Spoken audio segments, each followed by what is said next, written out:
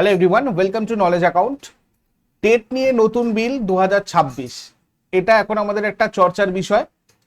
চাকরিরত শিক্ষকদের বড় স্বস্তি, অর্থাৎ যারা যারা প্রাইমারি শিক্ষক এ চাকরি করছেন অলরেডি, তাদের জন্য একটা কনফিউশন তৈরি হয়েছে যে টেট, যেটা 2025 সালে বলা হয়েছিল সুপ্রিম কোর্টের রায়ে, যে টেট এবার শিক্ষকদেরকেও দিতে হবে। তো এই ব্যাপার নিয়ে তোমাদের আজকে যত রকমের কনফিউশন আছে সবকিছুটা আমি দূর করব। তার জন্য আমাদেরকে একটু প্রথম থেকে দেখতে হবে। মেন ব্যাপারটা হয়েছে কি, the right of children to free and compulsory education amendment bill 2026 নিয়ে, যেটা 13ই মার্চ জন ব্রিটাস, ডক্টর জন ব্রিটাস নামে আমাদের একজন শিক্ষাবিদ, যিনি রাজ্যসভার সাংসদ, ইনি বিলটাকে উত্থাপন করেছেন রাজ্যসভায়। তো এটা আমাদেরকে বুঝতে গেলে কোন জায়গাটা নিয়ে ইনি কথা বলেছেন, তার জন্য আমাদেরকে একটু পুরানো যে আরটিই অ্যাক্ট, আমাদের সেই জায়গাটাতে যেতে হবে। এটা জানি আমরা 2009 সালে পাশ হয়েছিল 6 থেকে 14 বছর বয়সী শিশুদের বিনামূল্যে এবং বাধ্যতামূলক শিক্ষা প্রদান করার জন্য। তার মধ্যেই একটা জায়গাতে উল্লেখ ছিল এই শিক্ষক নিয়োগের ব্যাপার নিয়ে, বা শিক্ষক নিয়োগের ব্যাপারে কারা সিদ্ধান্ত নিতে পারবে সেই নিয়ে। তো সেটা আমি তোমাদেরকে একটু বলে দিই। 23-এর 1 নম্বর যে ধারা, যেটা তোমরা দেখলে, এই 23-এর 1 নম্বর ধারাতে এইখানে ন্যাশনাল কাউন্সিল ফর টিচার এডুকেশনকে শিক্ষক নিয়োগের যোগ্যতা নির্ধারণের ক্ষমতা দেওয়া হয়, এনসিটিই। এই এনসিটির গাইডলাইন মেনেই সবকিছুটা হয় আমরা জানি। তো সেটা কোথায় বলা হয়েছিল? RTE act 2009। ভারত সরকারের মানব সম্পদ উন্নয়ন মন্ত্রকের অধীনে এই national council for teacher education 2010 সালে 23শে অগস্ট শিক্ষার অধিকার আইন বা আরটি অ্যাক্ট 2009-এর 23-এর 1 নম্বর ধারায় শিক্ষকদের মিনিমাম কোয়ালিফিকেশনস হিসাবে অনেক কিছুর সাথে টিচার এলিজিবিলিটি টেস্টের সূচনা করেছিল, অর্থাৎ টেটের সূচনা করেছিল। আর একটা এই নিচে একদম রয়েছে, দেখো তোমরা লক্ষ্য করো, provided further that every teacher appointed. এই জায়গাটা আমাদের একটা মূল ফোকাসের বিষয়। এই জায়গাটাতে কি বলা হয়েছে? 2017 সালের শিক্ষার অধিকার আইনে একটা সংশোধনী করা হয়েছিল পরবর্তীতে, যেটা মানে 23 নম্বর ধারায় একটা বিধান যুক্ত করা হয়েছিল। এই জায়গাটা বলা হয়েছিল, এটা খুব ইম্পর্টেন্ট। দেখো, 31শে মার্চ 2015 তারিখে নিযুক্ত বা কর্মরত প্রত্যেক শিক্ষক যার এই 23-1 নম্বর ধারায় উল্লিখিত মিনিমাম কোয়ালিফিকেশনস ইনক্লুডিং টেট নেই, তাকে শিক্ষার অধিকার আইন 2017 কার্যকর হওয়ার তারিখ থেকে 4 বছরের মধ্যে ওই ন্যূনতম যোগ্যতা অর্জন করতে হবে। তো 2017-তে এটা প্রণীত হলো, বলা হলো 4 বছরের মধ্যে অর্জন করতে হবে। কিন্তু প্রবলেমটা কোথায় ছিল? প্রবলেমটা ছিল এই সংশোধনী আইনটা 2015 সালের 1 এপ্রিল থেকে কার্যকর হয়। অ্যাকচুয়ালি রেট্রোস্পেক্টিভ এফেক্ট ছিল এটাতে। এই রেট্রোস্পেক্টিভ এফেক্ট মানে কি? ধরো 2017 সালে এটা প্রণীত হলো, এখানে বলা হলো যে আগামী 4 বছরের জন্য, কিন্তু যদি 2015 সাল থেকে এটা কার্যকর হয়, মানে তার আগেই 2 বছর হয়ে যাচ্ছে, অর্থাৎ এটার কিন্তু 4 বছর রইল না। তার মানে 2 বছরের মধ্যে কি করতে হচ্ছে? এই টেটের যোগ্যতাটা, মানে যেখানে আমাদের বলা হচ্ছে যে ন্যূনতম যোগ্যতা হিসাবে অর্জন করতে হবে, তাহলে তার জন্য সময় পাওয়া যাচ্ছে 2 বছর। রেট্রোস্পেক্টিভ মানে হচ্ছে যেদিনকে প্রণীত হচ্ছে তার আগে থেকে কার্যকর করার কথা যদি বলা হয়ে থাকে।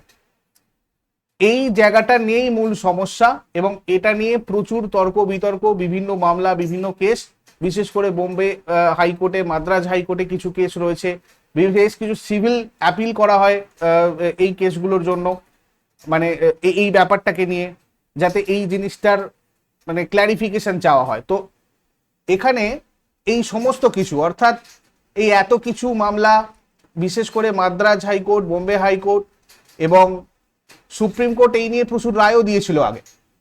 যে সিভিল অ্যাপিলগুলো হয়েছিল সেইগুলোরও অনেক রায় সুপ্রিম কোর্ট দিয়েছিল।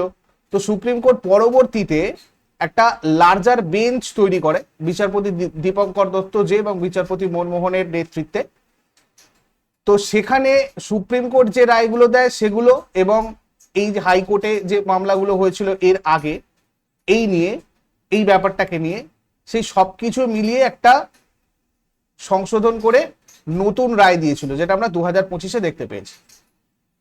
এবং সেটাতে কি ছিল, সেটাও একটা বড় জায়গা ছিল, যার মধ্যে প্যারাগ্রাফ 216টা আমাদের খুব ইম্পর্টেন্ট ছিল। বলা হয়েছিল 5 বছরের কম সময় বাকি থাকা শিক্ষকদের জন্য, অর্থাৎ যেসব শিক্ষকের অবসরের মেয়াদ বর্তমানে 5 বছরের কম বাকি আছে, তাদের চাকরিতে বহাল থাকার জন্য টেট পাস করার প্রয়োজন নেই। মানে ধরো যাদের আর 5 বছর মতো চাকরি আছে, 5 বছরের কম যাদের আছে, তাদের আর চাকরিতে বহাল থাকার জন্য টেট দিতে হবে না। কিন্তু স্বাভাবিকভাবেই অবসরের বয়স পর্যন্ত তারা কাজ চালিয়ে যেতে পারবেন, কিন্তু টেট পাস করা বাধ্যতামূলক যদি তারা পদোন্নতি চান, অর্থাৎ প্রমোশন চাইলে সেই শিক্ষকদেরকে কিন্তু টেট দিয়ে তারপর প্রমোশন পেতে হবে।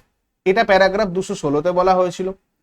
এছাড়াও আরো কতগুলো প্যারাগ্রাফ ইম্পর্টেন্ট ছিল, যেমন 217 নম্বর যে প্যারাগ্রাফ, সেখানে বলা হয়েছিল 5 বছরের বেশি সময় বাকি থাকা শিক্ষকদের জন্য, অর্থাৎ যাদের এখনো চাকরি 5 বছরের বেশি আছে, তাদেরকে বাধ্যতামূলক টেট এর কথা বলা হয়েছিল। অর্থাৎ 8টি আইন কার্যকর হওয়ার আগে নিযুক্ত যেসব শিক্ষকদের অবসরের মেয়াদ এখনো 5 বছরের বেশি আছে, তাদের আগামী 2 বছরের মধ্যে অবশ্যই টেট উত্তীর্ণ করতে হবে।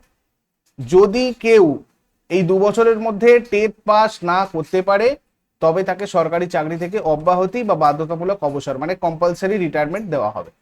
এবং এই কম্পালসারি রিটায়ারমেন্টের পর, মানে চাকরি থেকে অব্যাহতি দেওয়া হলেও, ওই শিক্ষকরা বিধি অনুযায়ী, মানে নিয়ম অনুযায়ী তাদের অবসরকালীন আর্থিক সুবিধা পাবেন। কিন্তু সেই সুবিধা পেতে হলে সরকারি নিয়ম অনুযায়ী ন্যূনতম চাকরির মেয়াদ বলে একটা ব্যাপার থাকে, কোয়ালিফাইং সার্ভিস বলে ব্যাপার থাকে।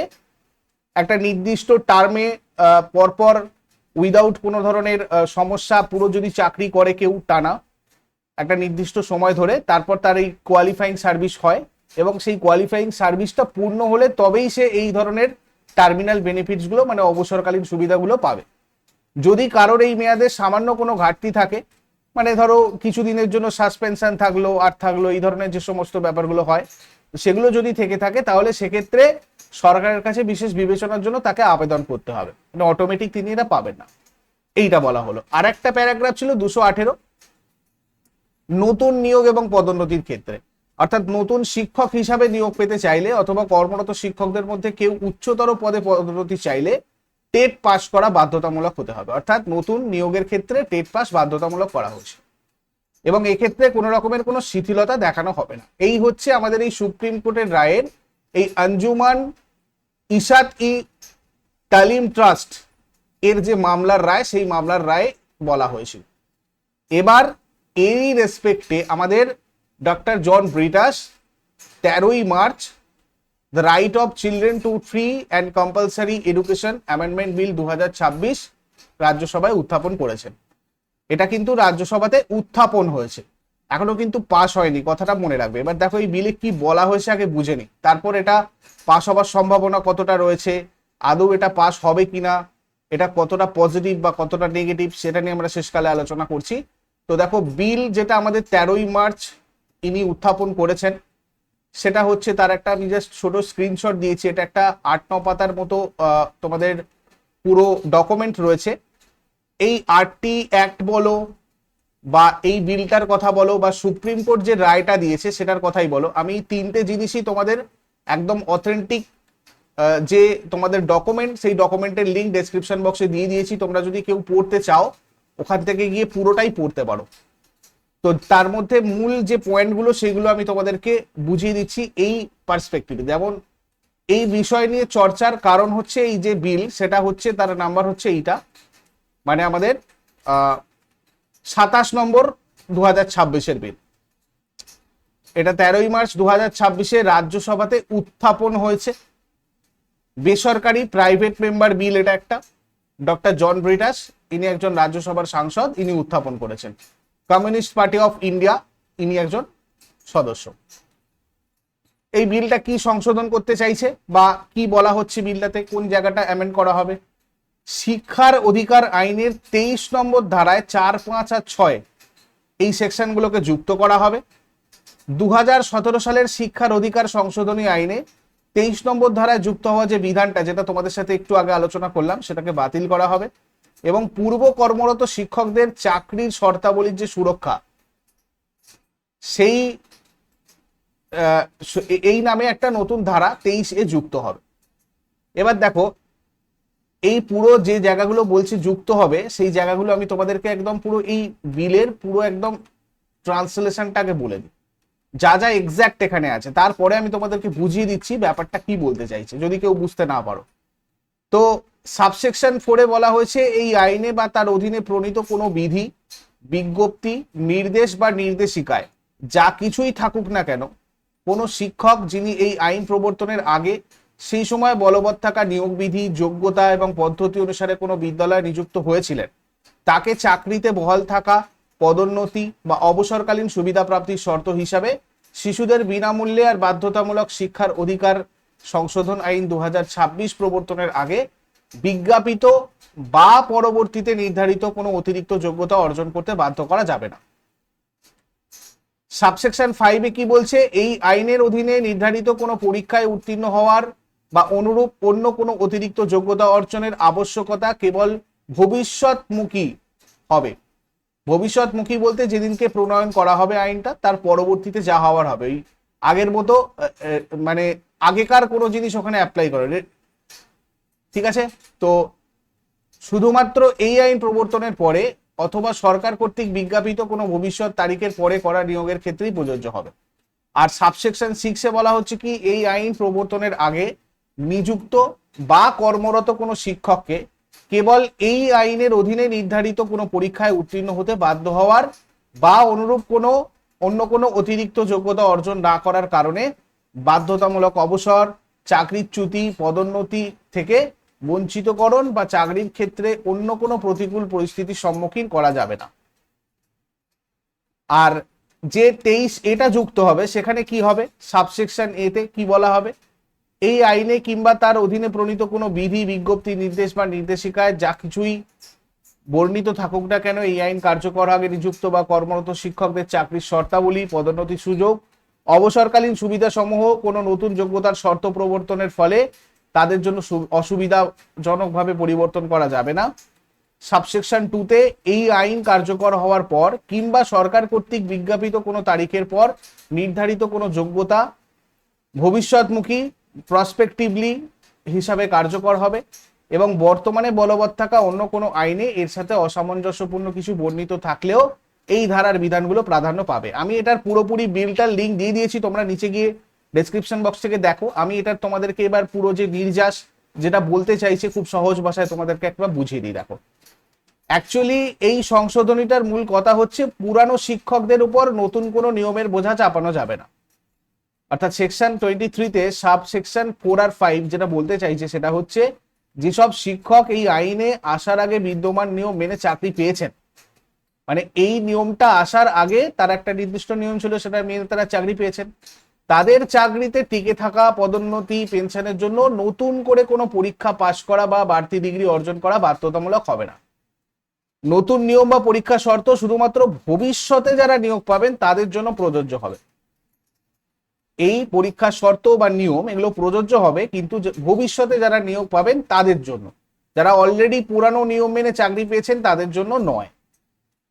আচ্ছা, সেকশন 23 সাবসেকশন 6-এ বলা হচ্ছে, কোনো কর্মরত শিক্ষক যদি নতুন নির্ধারিত কোনো পরীক্ষায়, যেমন এই টেট যেটা নিয়ে মেন আলোচনা আমাদের, তো এই টেট পাশ করতে যদি না পারেন, ধরো কোনোভাবে একবার ধরো টেট পরীক্ষা হলো এবং টেট পাশ করতে পারলো না কোনো কর্মরত শিক্ষক, তবে তার জন্য তাকে চাকরি থেকে বরখাস্ত করা, বাধ্যতামূলক অবসর দেওয়া বা প্রমোশন আটকে দেওয়ার মতো কোনো শাস্তি দেওয়া যাবে না। এবং সেকশন 23-এ যেটা বলতে চাইছে যে নতুন কোনো নিয়মের কারণে কর্মরত শিক্ষকদের চাকরির সুযোগ সুবিধা, যেমন বেতন কাঠামো, অবসরকালীন সুবিধা, এগুলো বর্তমানের তুলনায় খারাপ বা অসুবিধাজনক করা যাবে না, যেমন আছে তেমন রাখতে হবে। যদি অন্য কোনো পুরানো আইন, এটাও খুব ইম্পর্টেন্ট এই বিলে বলা হয়েছে, দেখো, যদি অন্য কোনো পুরানো আইন বা আদালতের নির্দেশের সাথে এই সংশোধনীর সংঘাত বা অমিল ঘটে, তবে এই নতুন সংশোধনীর নিয়মই প্রাধান্য পাবে। অর্থাৎ এর পরবর্তীতেও ধরো এই নিয়ে কোনো সংশোধন হলো বা এই নিয়ে কোনো কথা উঠলো, সেক্ষেত্রেও এই সংশোধনীর যে নিয়ম থাকবে সেই সংশোধনীর নিয়মটা প্রাধান্য পাবে। এটা হচ্ছে এই সংশোধনীর মূল কথা। এবার ঘটনা যেটা হচ্ছে সেটা হচ্ছে, এই বিলটা এখনো কিন্তু রাজ্যসভায় কি হয়েছে, উত্থাপন হয়েছে। এই উত্থাপনের পর রাজ্যসভায় কি হবে, পাশ হবে। তারপরে লোকসভাতে এটা উত্থাপন হবে এবং লোকসভাতেও পাশ হবে। যদি লোকসভাতেও পাশ হয়ে যায়, তারপর যদি রাষ্ট্রপতি, আমাদের মাননীয় রাষ্ট্রপতি যদি এটাতে সিগনেচার করেন, মানে স্বাক্ষর করেন, সাইন করেন, তবে কিন্তু এটা একটা অ্যাক্ট হবে। এখনো পর্যন্ত এটা একটা বিল এবং কোনো হাউসেই আপাতত এটা পাস হয়নি, এটা শুধুমাত্র উত্থাপন করা হয়েছে। এটা বেশ কিছু ক্ষেত্রে যদি আলোচনা করা যায় তাহলে অনেক ক্ষেত্রে অনেকগুলো ফ্যাক্টর রয়েছে যে হিসাবে বলা যায় যে পুরনো যারা শিক্ষক রয়েছেন তাদের জন্য এটা বেশ পজিটিভ। এবং আমাদের এই যে মাননীয় ডক্টর জন প্রিটাস, ইনি একজন খুব গুরুত্বপূর্ণ শিক্ষাবিদ। যখন এই বিলটা উত্থাপন করা হয় রাজ্যসভায়, অনেক ক্রস কোশ্চেন এসেছিল, কিন্তু তিনি এটা যথাযথ উত্তরও দিয়েছিলেন। তো সেই হিসাবে বলা যায় যে এই বিলটা একটু মানে জোর রয়েছে, সেক্ষেত্রে হয়তো রাজ্যসভাতে পাস হয়ে যেতে পারে, কিন্তু এটা পুরোটাই পসিবিলিটি, হতে পারে লোকসভাতেও পাস হতে পারে। তো সেই দিক থেকে দেখতে গেলে এটা পজিটিভই রয়েছে। বাট যতক্ষণ না এটা পাস হচ্ছে রাজ্যসভাতে বা লোকসভাতে এবং সেখানে রাষ্ট্রপতি স্বাক্ষর করছেন, ততক্ষণ কিন্তু এই যে ব্যাপারটা আমরা বলছি বা আমরা চর্চা করছি যে আমরা তাহলে মানে যারা অলরেডি কর্মরত শিক্ষক রয়েছেন তাদের জন্য এটা পুরো ফ্রি, চাকরিরত শিক্ষকরা এখন স্বস্তিতে থাকতে পারবেন যে তাদেরকে টেট দিতে হবে না, এটা কিন্তু এখনই আমরা বলতে পারবো না যতক্ষণ না এই বিলটা রাজ্যসভায় পাস হয়, লোকসভায় পাস হয় এবং রাষ্ট্রপতি স্বাক্ষর করেন। তো আশা রাখবো যারা চাকরিতে শিক্ষক রয়েছেন তাদের জন্য এই বিলটা যদি পাস হয়ে যায় অবশ্যই অত্যন্ত ভালো হবে। কারা কারা চাকরি অলরেডি করছেন এবং এই পুরো ভিডিওটা দেখলেন তারাও আমাকে কমেন্ট বক্সে জানান আপনাদের মতামত কি হতে পারে না হতে পারে, কোনটা হলে ভালো হয় না ভালো হয়। আর যারা যারা নতুন চাকরি করবে তাদেরও যদি কিছু মতামত থাকে তোমরাও কমেন্ট বক্সে আমাকে জানাও। নেক্সট ক্লাসে আবার কথা হচ্ছে। এরকমই আপডেট আরো পাওয়ার জন্য নলেজ অ্যাকাউন্টকে তোমরা সাবস্ক্রাইব করে রাখো, ইন ডিটেলস অথেন্টিক জিনিস সবার আগে পাওয়ার জন্য। Thank you.